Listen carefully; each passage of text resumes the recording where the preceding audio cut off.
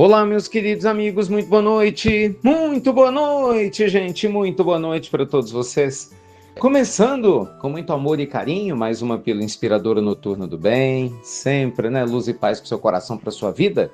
Lembrando para você mandar sua pergunta aqui para mim na pílula noturna, entra lá no site institutonamastê.com.br ou no nosso Instagram, Ricardo Melo Prosperidade. Como eu tenho dito, somos quase 2 milhões de seguidores por lá, mas de repente ainda falta você, né? Tá seguindo a gente, fazendo parte dessa família linda. Gente, direto ao ponto, tem uma pergunta muito interessante aqui, sendo feita por um ouvinte, pede para não se identificar, então nós vamos, né, respeitar, e fala o seguinte: Ricardo, eu tenho 67 anos, não tive filhos, e fico em dúvida se eu falhei com o mundo espiritual. Na realidade, eu não evitei filhos, mas eu também não procurei filhos, né? Sempre entrei em relacionamentos muito mais em busca de viver o presente do que ser pai.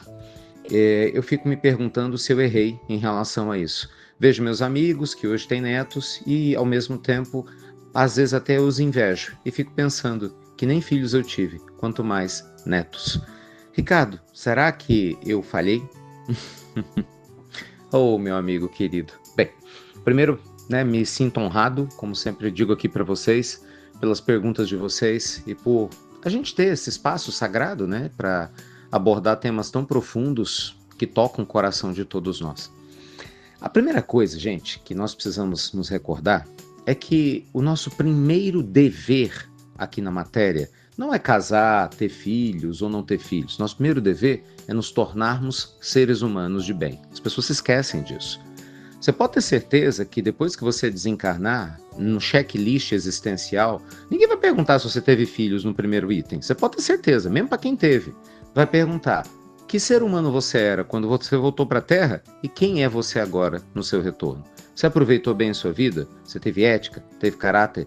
Você ajudou a tornar a humanidade um lugar melhor quando você estava nela? Né? Você trabalhou com pensamentos de generosidade ou você foi uma pessoa egoísta? Você foi uma pessoa que espalhou luz ou foi alguém que infelizmente alimentou só a escuridão? Então, em última instância, esse é o ponto mais importante. Passando isso adiante, aí sim a gente vai começar a trabalhar os detalhes que é inerentes à vida de cada um. Partindo do pressuposto que nós temos múltiplas existências, e essa é só mais uma, você pode tranquilamente, em uma das existências, ser casado, ter 8, 10 filhos, numa outra não tem nenhum.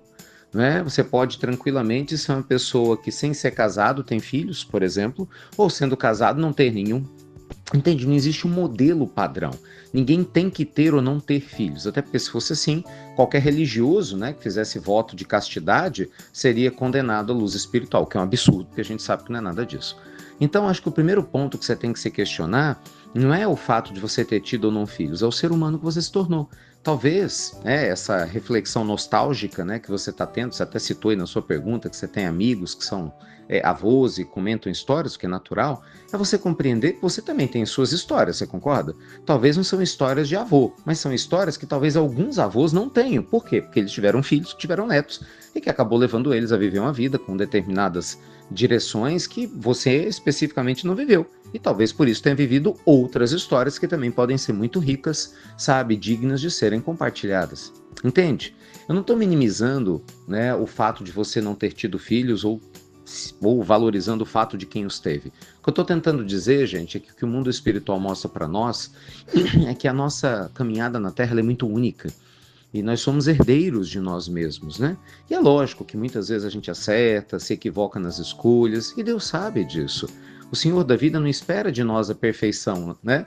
Mas espera da gente um coração aberto para se aperfeiçoar. Então, minha sugestão agora, nessa altura do campeonato, você com quase 70 anos, valorize a vida, meu amigo, que você teve. Sabe, faça uma lista enorme de gratidão das experiências lindas que você viveu. Se tiver alguma mágoa, angústia no coração, deixe essa mágoa, essa angústia ir embora.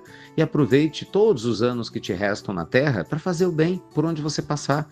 Se você sente essa vontade de ser pai e avô e agora não tem mais como, num formato, digamos, tradicional, olha quantas crianças estão em busca de um pai e um avô que você pode auxiliar. Não estou nem falando de adoção, num caso mais extremo, eu estou falando de auxiliar crianças mesmo, às vezes abandonadas, que estão em orfanatos, né? Muitas vezes pessoas que estão necessitando de auxílio, que você pode doar suas horas preciosas aí do seu tempo para poder ajudá-las. Eu tenho certeza que a sua alma vai se sentir mais leve, seu coração vai ficar mais em paz, porque ao praticar o bem, gente, a caridade, nós somos os maiores beneficiados. Nunca se esqueçam disso, tá bom?